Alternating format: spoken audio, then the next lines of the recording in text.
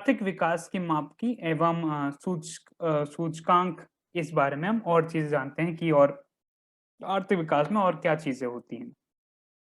अब हम राष्ट्रीय आय के बारे में बात करें which is the national income. तो ये चीज़ जो है राष्ट्रीय आय, ये मैंने पहले भी आपको एक वीडियो में बोला था कि राष्ट्रीय आय की हमने बहुत ज़्यादा चर्चा करी है।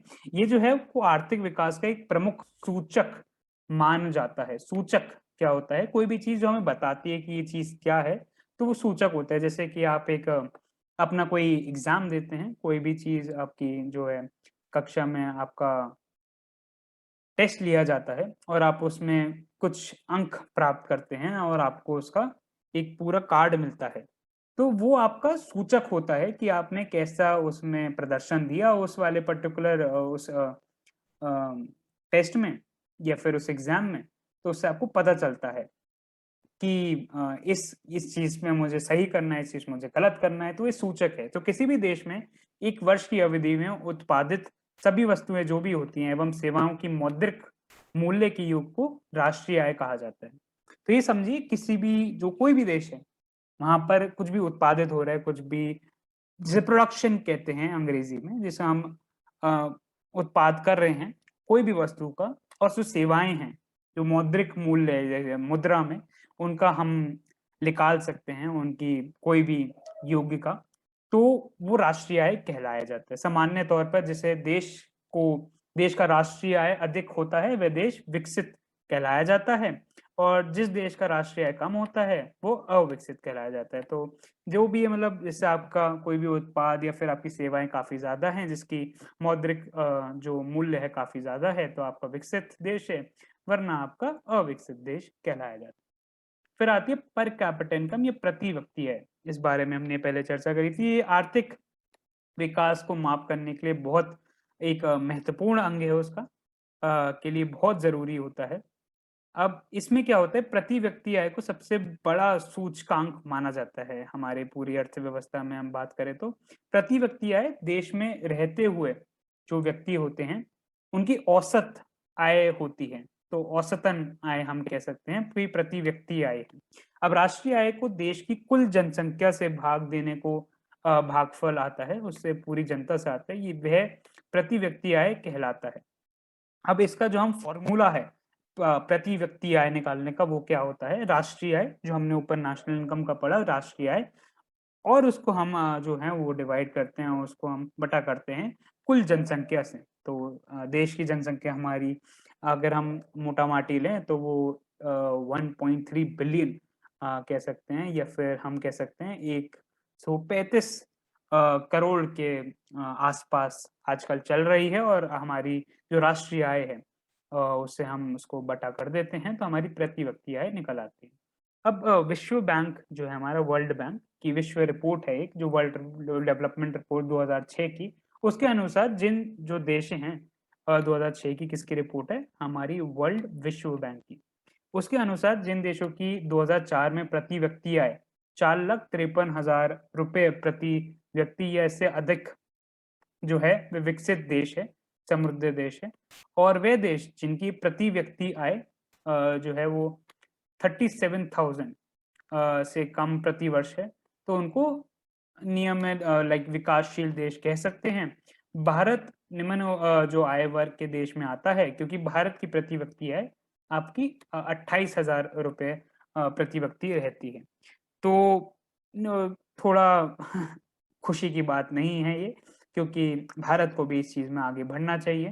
बट विकास स्थिति हर वर्ष कुछ न कुछ सरकार उसके लिए कदम उठाती है। कुछ जो हमारी चयनित राज्यों के अध्ययन से ये पता भी चला है कि बिहार की जो प्रति व्यक्ति आय है, वो कम है। ये निम्न तालिका से स्पष्ट होता है इससे। अब हमारी पंजाब में जो है वो 26,000 है, केरल में आपकी 22,800 है, जो हम कहते हैं कि वहाँ पे सारे पढ़े-लिखे लोग रहते हैं और बिहार में जहाँ पर हम चाहते हैं कि काफ़ी ज़्यादा आगे बढ़े बिहार, वहाँ पर अभी सिर्फ 5700 इतने आस-पास हमारा प्रति व्यक्ति आय रहता है, जो कि काफ़ी कम है। सबके क्योंकि भारत की 28,000 है और बिहार की इतनी कम। ज़्यादा खुशी की बात नहीं है, जो हमें आगे बढ़ाना चाहिए। अब इस तालिका जो है 1.3 ये स्पष्ट होता है कि इन 3 राज्यों में पंजाब की प्रति व्यक्ति आय बहुत ज़्यादा है। दूसरों के अनुसार अगर विकास को मापने के लिए प्रति व्यक्ति आय का प्रयोग किया जाए तो इन 3 राज्यों में पंजाब सबसे अधिक जो है और बिहार सबसे कम विकसित राज्य माना जाएगा।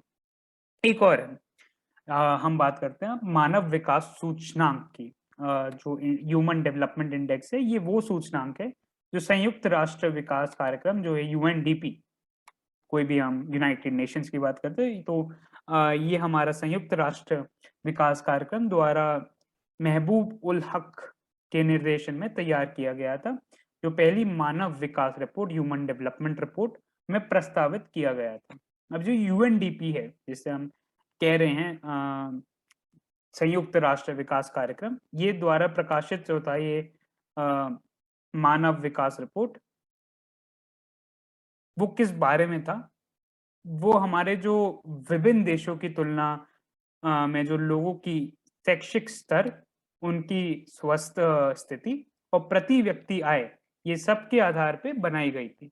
अब इससे पता चला कि मानव विकास, अब वहाँ पर मानव का विकास कितना हो रहा है, कोई भी व्यक्ति है, वो देश में उसका विकास कितना हो रहा है, तो उनके लिए जानना बहुत ज़रूरी है। तो इनके 3 मात्र थे, क्या-क्या थे? 3 प्रश्न का प्रश्न है जो इसके 3 सूचक जिससे ये पता लगाया गया। एक जीवन आशा, कि वहाँ पर लोगों को जीने की आशा कितनी है। जैसे कि हमारे जो बड़े-बुजुर्ग होते हैं, वो बहुत बार ये कहते हैं कि बेटा अब तो जाने का समय आ गया, अब हम क्या करेंगे यहाँ जी के। तो एक जीवन आशा, लाइफ एक्सपेक्टेंसी जिसे कहा जाता है, जीवन की कितनी आशा है वहाँ पर, वो हमारी इससे हम पता लगाते हैं कि मानव कितना खुश है, मानव का कितना विकास हो रहा है उधर। शिक्षा प्राप्ति, शिक्षा कितनी मिल रही है, एजुकेशन लेवल। अब ये जो शिक्षा है, ये कोई भी देश ले लीजिए, वहाँ पर सबसे पहला हमने देखना होता है कि कितना विकास हुआ है, क्योंकि विकास के लिए शिक्षा बहुत ज़रूरी है। आज हमारे पास शिक्षा नहीं होती तो हम आपको नहीं बता पाते, अगर आप सीखेंगे तो आप आने वाले जो हमारी पीढ़ी है उसको बता पाएँगे। तो ये शिक्षा जो है किसी भी देश के लिए बहुत ज़रूरी है। और एक जीवन स्तर, वहाँ पर जीवन का रहने का स्तर कैसा है? शिक्षा आपने ले ली, जीवन आप आशा कर रहे हैं और जीवन स्तर के हम माध्यम से ये पता लगाया कि मानव विकास सूचकांक में क्या है। तो ये हमारी निकली जीवन आशा सूचकांक, प्लस करेंगे इसमें हम शिक्षा प्रति सूचकांक, प्लस करेंगे इसमें जीवन स्तर सूचकांक। ये तीनों सूचकांक हमें बताता है औसत कि कितना है। अब भारत तथा उनके जो पड़ोसी देश है, 2004 की मानव रिपोर्ट इस तालिका में बताया गया कितना हमारा मूल्य था और क्या क्रम रहा था।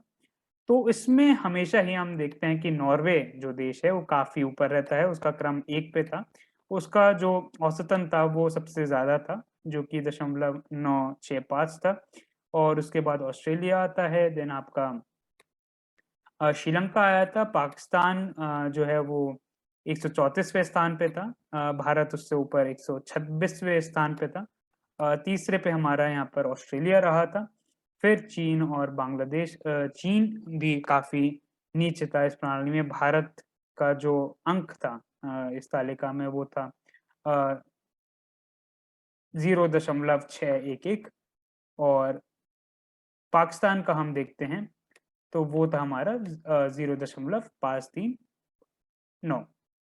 अब ये जो है हमारी यूएनडीपी की जो मानव रिपोर्ट है, क्योंकि चूँकि 2006 में फिर 177 देशों के लिए एचडीआई जो ह्यूमन डेवलपमेंट इंडेक्स कहते हैं कि गणना की गई थी। इसमें भारत की जो मूल्य थी, वो ये क्रम रही थी जो हमने ऊपर बताया। इसका मतलब है कि भारत में मानव विकास मध्यम स्तर कह सकते हैं। लिंग विकास एक सूचकांक होता है जीडीआई, ग्रॉस डेवलपमेंट इंडेक्स, उनके दरों में भारत का 150वां क्रम रहा था से 2004 में 96वें क्रम में आया गया था। तो ये हमें कुछ चीज़ें जो हैं वो याद में रखनी है कि भारत कौन-से स्थान पे रहा था तब और ये हमारी सूचकांक क्या होते हैं। ये आश्चर्य की बात है कि हमारे पड़ोस का एक छोटा-सा देश श्रीलंका भारत से भी आगे था और भारत जैसे बड़े देश विश्व में इतना नीचा जो क्रमांक है वो हासिल करा हुआ था। तो ये थोड़ा चौंकने की बात हो जाती है कि श्रीलंका जैसा देश भी भारत से आगे है। अब किंतु भारत की विकास में क्रिया जो है तेजी आने के कारण अब स्थिति सुधरने लगी है। अब धीरे-धीरे सरकार जो है वो कुछ कदम उठाती है और हम आगे बढ़ते हैं। अब आते हैं हम एक और रिपोर्ट के बारे में, वो है राष्ट्रीय मानव विकास रिपोर्ट। अभी हमने कुछ रिपोर्ट की बात करी, अब एक और रिपोर्ट की बात करते हैं। यूएनडीपी की जो मानव विकास की तर्ज पर भारत की पहली मानव रिपोर्ट अप्रैल 2002 में जारी की गई थी। अब ये कब जारी की गई थी? नेशनल ह्यूमन डेवलपमेंट 2002 में। योजना आयोग द्वारा तैयार की गई इस रिपोर्ट को तत्कालीन प्रधानमंत्री जो थे, हमारे कौन थे उस समय पे? अटल बिहारी वाजपेयी जी, जिनकी काफ़ी मान्यता है। 23 अप्रैल 2002 को ये नई दिल्ली में जारी की गई थी। अब रिपोर्ट को भारतीय लोकतंत्र के लिए एक महत्वपूर्ण दस्तावेज बताते हुए योजना आयोग के तत्कालीन जो अध्यक्ष थे, केसी पंत ने कहा था, किन राज्यों के लिए योजना आकर तय करते समय इसे आधार बनाया जा सकता है, इसे आधार बनाएंगे। इस पहली राष्ट्रीय मानव जो रिपोर्ट थी, एनएचआरडी नेशनल ह्यूमन डेवलपमेंट रिपोर्ट, इसमें 1981 1991 और 2001 के लिए राज्य तथा संघीय क्षेत्रों में एसडीआई के जो मूल्य हैं उनका अनुमान लगाया गया था। तो इस पूरी रिपोर्ट में सारी चीजें बताई गई थी। अब इसमें इस समय पे कौन प्रधानमंत्री थे? हमारे श्री अटल बिहारी वाजपेयी जी। इसके अध्यक्ष कौन थे? केसी पंत जी।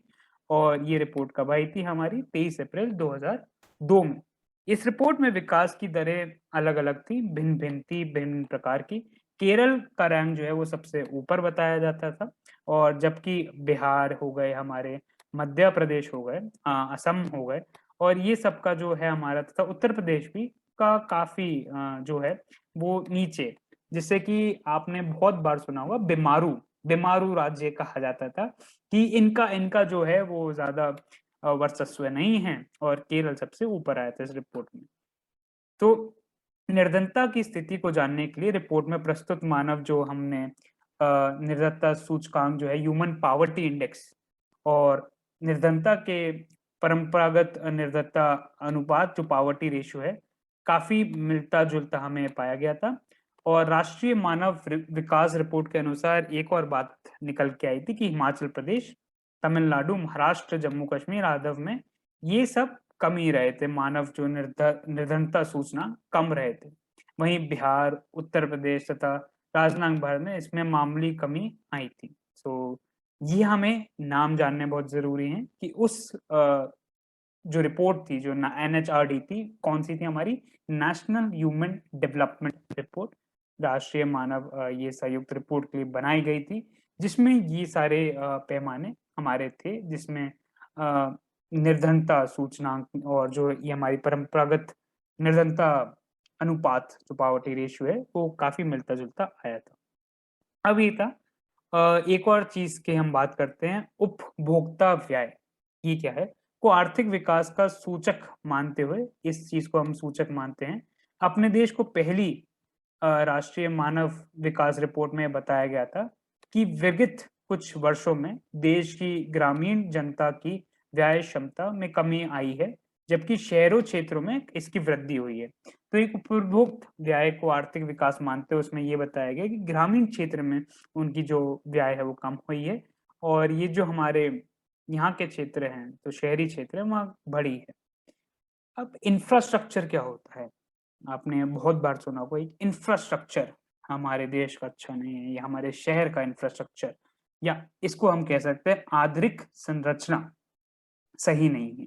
क्या है ये आधुनिक संरचना? इसका मतलब है उन सुविधाओं तथा सेवाओं से जो देश के आर्थिक विकास के लिए सहायक बने, उसको हम आधुनिक संरचना कहेंगे। वे सभी तत्व हो सकते हैं, जैसे कि बिजली हो गई, परिवहन हो गया, संचार बैंकिंग हो गई, फिर आपका स्कूल हो गया, कॉलेज हो गया, अस्पताल हो गया आदि। देश के आर्थिक विकास के आधार माने जाते हैं, कुछ भी बनाना। उन्हें देश का आंतरिक संरक्षण या फिर आधारभूत ढांचा भी कहा जा सकता है। तो कोई भी देश में आप कभी देखेंगे, तो आप कैसे पता लगाएँगे कि इनका इंफ्रास्ट्रक्चर या आधारिक संरक्षण संरचना बहुत अच्छी है? वहाँ के आप रोड देखेंगे, वहाँ के आप अलग-अलग क्लब्स देखेंगे, या फिर वहाँ पर क्या कार्य किए जा सकते हैं, कौन-सी जगह देखेंगे? तो उसमें आपकी बिजली कैसी दी जा रही है, स्कूल क्या बने हैं, कॉलेज कैसे हैं?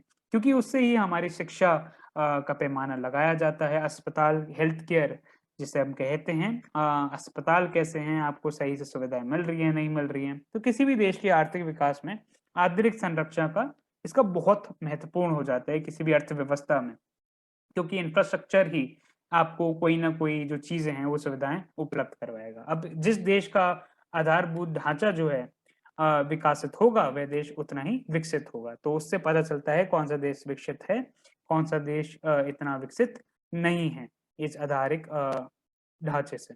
अब बिहार के विकास की स्थिति, अब हमने बहुत सारी चीज़ें जो जान ली उसमें क्या-क्या अलग-अलग पैमाने होते हैं, क्या सूचकांक होते हैं, क्या-क्या रिपोर्ट्स थी। बट बिहार के बारे में थोड़ा और पता लगाते हैं। अब बिहार के विकास की स्थिति जो है, बिहार का इतिहास काफ़ी गौरवशाली रहा है। तो इसमें हम काफ़ी गर्व कर सकते हैं कि हमारे जो बिहार है, उसका इतिहास काफ़ी गौरवशाली है। यही बिहार है, जहाँ गौतम बुद्ध को ज्ञान जो है वो प्राप्त हुआ था। महावीर ने शांति का संदेश दिया था। चंद्रगुप्त, अशोका, शेरशाह, गुरु गोविंद सिंह, बाबू वीर कुँवर सिंह, देशनाथ डॉक्टर राजेंद्र प्रकाश का जन्म इसी बिहार में हुआ था। तो बिहार में ही महात्मा गांधी ने चंपारण आंदोलन का बिगुल भी बजाया था और बिहार में ही लोकनायक जयप्रकाश ने संपूर्ण क्रांति का नारा दिया था। सो लोक गीतकार भिखारी ठाकुर का जन्म भी इसी बिहार में हुआ था। तो हमारा काफी गौरवशाली इतिहास रहा है, जिसमें बड़े-बड़े जो हमारे लोग हैं, हमारे इतिहास में जो रहे हैं, उन्होंने यहाँ जन्म लिया और यहाँ पर कुछ ना कुछ अपना कार्य किया है। लेकिन वही बिहार आज कई तरह से समस्याओं का शिकार भी बन चुका है। अगर हम आज का युग देखें, यहाँ गरीबी बहुत है, बेरोजगारी है, भ्रष्टाचार तथा शांति का माहौल है। साधनाओं के मामले में धनी होते हुए भी बिहार की स्थिति दयनीय है। अब आज बिहार अति पिछड़े राज्यों में गिना जाता है। ये क्यों है? वो बीमारू जो राज्य हमने कहे, उस वक़्त भी उसे बीमारू कहा जाता था और आज भी पिछड़ता है। बिहार उसे आगे नहीं देखा जाता। अब ऐसा क्यों है? इसका हम समझते हैं इस बात को, अभी तक हम ये जानते हैं कि पीछे है, बट क्यों है ये पीछे? इसके बारे में हमें जानना भी ज़रूरी है। क्या-क्या हमने मूल्य देखे, हमने किस पे जिसको पीछे कहा जाता है, गरीबी, एक बेरोज़गारी कि आपके पास कोई नौकरी नहीं है, भ्रष्टाचार, करप्शन जिसे कहते हैं और अशांति का माहौल यहाँ प्रचलित रहता है। अब बिहार के पिछड़े होने के कारण व आर्थिक दृष्टि से देखें तो कुछ प्रमुख कारण हैं। पहला है तेज़ी से बढ़ती हुई जनसंख्या। अब ये बहुत गड़बड़ है। हमने पहले बात करी थी कि जनसंख्या बढ़ती है, उसके साथ उनकी कार्यशीलता भी बढ़ती है, तो उस देश का विकास अच्छा होता है। बट यहाँ पर जनसंख्या सबसे बड़ी हमारी दिक्कत क्यों आ रही है? तो बिहार में जनसंख्या काफ़ी तेज़ी से बढ़ रही है। इसके चलते विकास के लिए साधन कम होते जा रहे हैं। अब अधिकांश साधन जो है जनसंख्या में के भरण-पोषण में चले जाते हैं। तो बहुत सारे जो अधिकांश साधन जो होते हैं, वो इनके ही भरण-पोषण में जा रहे हैं, तो बढ़ती हुई जनसंख्या से बहुत ज़्यादा प्रभाव पड़ रहा है। दूसरा है अ,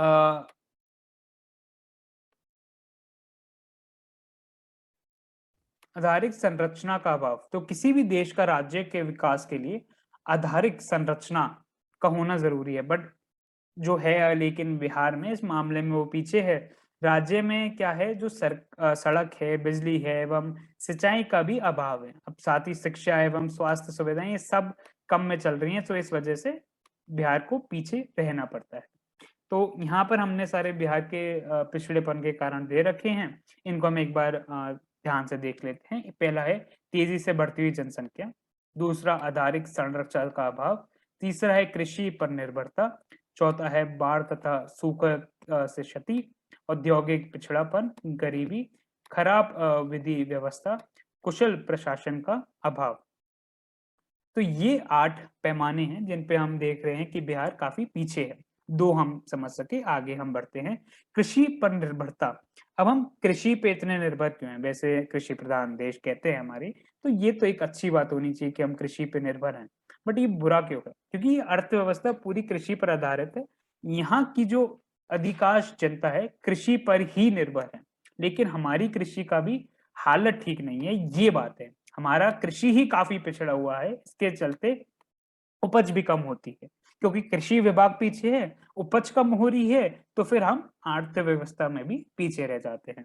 बाढ़ तथा सूखा की क्षति। अब दोनों अलग-अलग पैमाने हैं। बिहार में खासकर उत्तरी जो बिहार है, जो नेपाल से आए जल से बाढ़ आ जाती है बहुत ज़्यादा। अब हर साल कम या अधिक बाढ़ का आना बिहार में तय सा है। एक साल जो था वो आपका 2008 में कोसी बाढ़ का प्रलय आ गया था। इससे कितने जान-माल बहुत सारा जान-माल की क्षति हो गई थी। अब क्या होता है कोई भी बाढ़ आ जाए तो उससे क्षति तो बेशक होती है। अब केदारनाथ में बाढ़ आई थी, वहाँ कितना बवंडर सा मच गया था। तो ये सारी हमें परेशानियाँ झेलनी पड़ती है। उससे और आर्थिक हमारा जो है पिछड़ापन और बढ़ता जाता है। इतना आप मेहनत लगाओ उस चीज़ को बनाने में, फिर एक झटके में कोई बाढ़ आए और उसको पूरा बहा जाए, तो उससे काफ़ी क्षति पहुँचती है। इस साल भी 2009 में भी नेपाल से आए जल में बागमती नदी में बाढ़ देखने को मिली और इसके आसपास के इलाके मणि, बंगा, मधुबनी आदि जगहों में फसल में काफ़ी बर्बादी भी हुई है। अब इसे चित्र जो है संख्या 1.2 में समझाया गया है, जैसे कि ये बाढ़ है, तो इस पूरा तहस-नहस कर दिया उसने, पानी-पानी भर गया। अब इसी तरह सूखे की मार दक्षिणी बिहार को झेलनी पड़ती है, इससे हमारे किसानों का अकाल पड़ जाता है और कुछ भी उपज नहीं हो पाती और ना सामान वो पैदा कर पाते हैं। अब 1.3 में हम वो भी समझ सकते हैं कि सूखे की स्थिति क्या होती है। तो आपके पास कुछ खाने को नहीं होगा, अर्थव्यवस्था चलेगी नहीं, कुछ खरीद नहीं हो पाएगी और आप पीछे रह जाएँगे। अब इस तरह अपना बिहार थोड़ा पीछे रह जाता है, सूखा और बाढ़ की चपेट में दोनों में रहता है। 5वां है हमारा औद्योगिक पिछड़ापन। अब कोई भी देश जैसे हमने पहले भी बात करी थी उद्योग वहाँ का उद्योग काफ़ी ज़्यादा का विकास ज़रूरी होता है। परंतु बिहार का विकास जो है वो इतना कुछ दिखता ही नहीं है। बहुत बार हमने इस बारे में बात करी है, पर यहाँ के सभी जो खनिज क्षेत्र एवं बड़े उद्योग तथा प्रतिष्ठित अभियंत्रीय संस्थाएँ जो हैं, सभी झारखंड में चले गए हैं। ये दिक्कत हो गई है, इस कारण जो बिहार के कार्यशील औद्योगिक इकाई हैं, संख्या वो काफ़ी कम रह गया है। क्या हुआ था पहले बिहार, झारखंड एक थे, तो उनमें एक जगह पे वो सारे औद्योगिक चीज़ें थी, बट अब जब बँटवारा हुआ, तो झारखंड में वो सारी चीज़ें हैं, बट बिहार उसमें काफ़ी पिछड़ गया है। फिर आती है गरीबी। बिहार अब एक ऐसा राज्य है जहाँ गरीबी जो है वो बहुत ज़्यादा भर के है, काफ़ी अधिक है। अब राज्य में प्रति व्यक्ति आय जो है हमारी राष्ट्रीय औसत से आधे से भी कम है। अब ये समझिए कि बिहार के राज्य में हमें प्रति व्यक्ति आय है, वो औसतन आधे से भी कम में आती है। तो इसके चलते बिहार पीछे काफ़ी ज़्यादा है, निर्धनता, पॉवर्टी जिसे कहते हैं, गरीबी से बहुत जूझता है बिहार। खराब विधि व्यवस्था भी है यहाँ पर। किसी भी देश या राज्य के लिए शांति तथा सुव्यवस्था ज़रूरी होती है। लेकिन बिहार में जो वर्षों तक कानून व्यवस्था कमज़ोर स्थिति में भी जो है थी, जिसके चलते नागरिक शांतिपूर्वक उद्योग नहीं चला पाया। इस तरह खराब जो ये विधि व्यवस्था है, बिहार के पिछड़ेपन में अपना एक योगदान देके जाती है। तो किसी भी देश में इस राज्य के लिए वो शांति सुविधा बहुत ज़रूरी है, बट यहाँ पर विधि व्यवस्था सही से नहीं है। अब कुशल प्रशासन का अभाव भी है यहाँ पर। बिहार की जो प्रशासनिक स्थिति है ऐसी हो गई है जिसमें अ, पारदर्शिता का अभाव है। इसके कारण जो आय है वो दिन भ्रष्टाचार के अनेक उदाहरण देखने को सामने भी मिलते हैं। तालिका 1.5 में बिहार की स्थिति हम देख सकते हैं कि भारत का 100 जनसंख्या इतनी ज़्यादा है, 102 3 के लगभग यहाँ पर 8.29 की करोड़ है। जनसंख्या वृद्धि ज़्यादा है देश के अनुमान से भी हम बोलें तो। और फिर यहाँ पर साक्षरता दर कुल कम है हमारा, साक्षरता पुरुष पुरुष ज़्यादा हैं, जो स्त्री हैं वो कम हैं। वार्षिक विकास दर देखा जाए तो हमारा काफ़ी कम है। कृषि विकास दर हमारा काफ़ी कम है, सारी चीज़ें हमारी कम पे हैं और जो चीज़ हमारी ज़्यादा होनी चाहिए वो कम है, जो कम होनी चाहिए वो ज़्यादा हैं।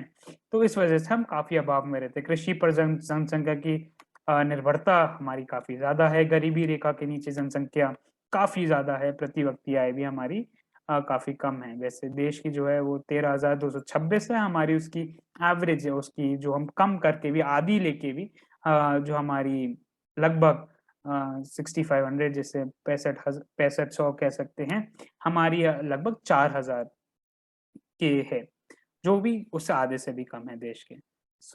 ये विभिन्न सरकारी दस्तावेज से लिया गया है और इसी कारण हम काफ़ी पीछे रहते हैं इन सारे मामलों में।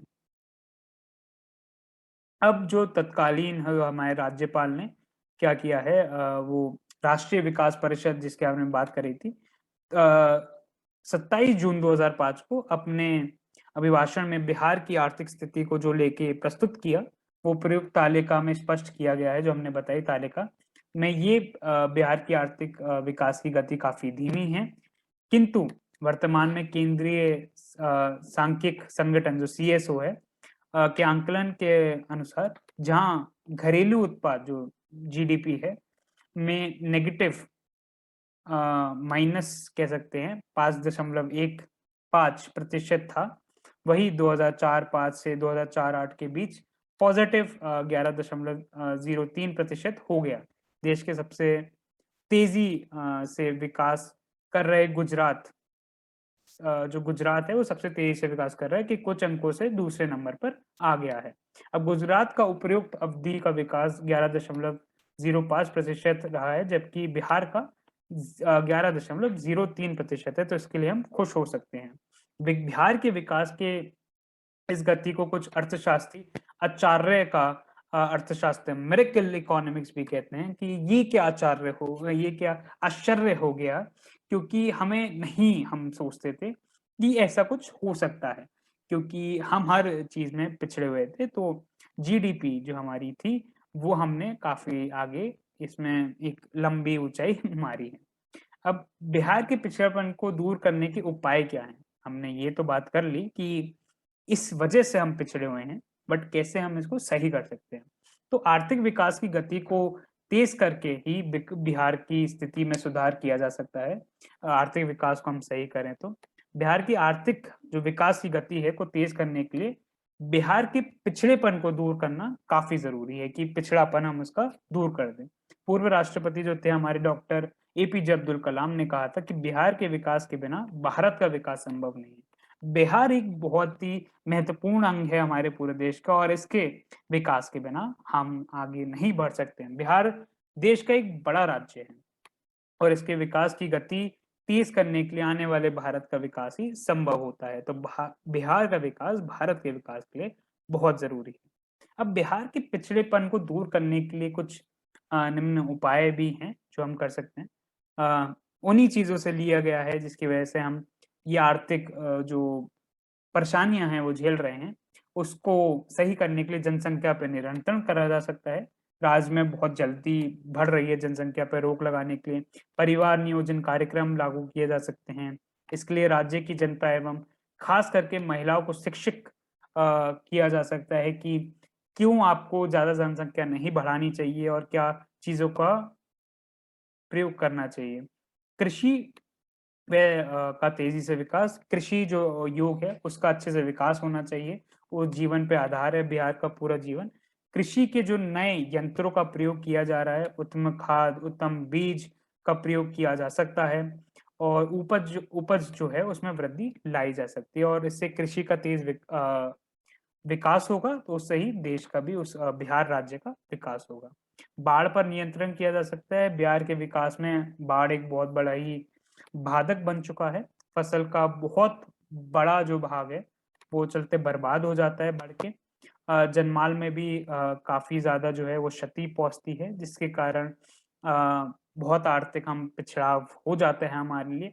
तो इन चीजों पे नियंत्रण रखा जा सकता है। तो बिहार की अधिकांश नदियां हिमालय से निकलती हैं, जो नेपाल सरकार के सहयोग से बाढ़ पर नियंत्रण बनाया जा सकता है। दुर्भाग्य से बिहार का दूसरा भाग सूखे की चपेट में है। सिंचाई और वहाँ पे सुविधा देकर उससे भी छुटकारा पाया जा सकता है। चौथा है हमारा आधुनिक संरचना का विकास। बिहार में जो बिजली काफी कमी है उसकी, इसलिए बिजली का उत्पादन बढ़ाया जा सकता है। सड़क व्यवस्था में सुधार लाया जा सकता है। शिक्षा एवं स्वास्थ्य सुविधाएं सही की जा सकती है, जिससे विकास की प्रक्रिया और ज्यादा बढ़े। फिर आता है हमारा उद्योग उद्योग का विकास। तो इसमें भी 8 ही हमारे चीज़ें होंगी। एक हमारी जनसंख्या पे नियंत्रण था, कृषि की तेज़ी से विकास था, बाढ़ पर नियंत्रण था, फिर हमारी आर्थिक संरचना का विकास था, उद्योग का विकास है, गरीबी दूर करना है, क्षति व्यवस्था का स्थापना है, स्वच्छ तथा ईमानदार प्रशासन है और संसाधन हस्तांतरण केंद्र से अधिक मात्रा में।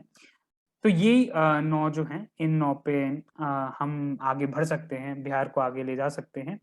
अब इसमें हमने 4 देख लिए हैं। उद्योग का विकास कैसे? उद्योग जैसे कि हमने झारखंड में अलग-अलग होने से चला गया है, तो चीनी मिलों बिहार में हिस्से जो रह गई हैं, अधिकतर बंद पड़ी हैं। लेकिन गत वर्ष में देश में विभिन्न भागों से तथा विदेशों से जो पूंजी निवेश कर रहे हैं, उससे प्रयास किए जा रहे हैं ताकि वर्तमान में जर्जर अवस्था से उसको परिवर्तित किया जा सके और उद्योग का विकास हो सके।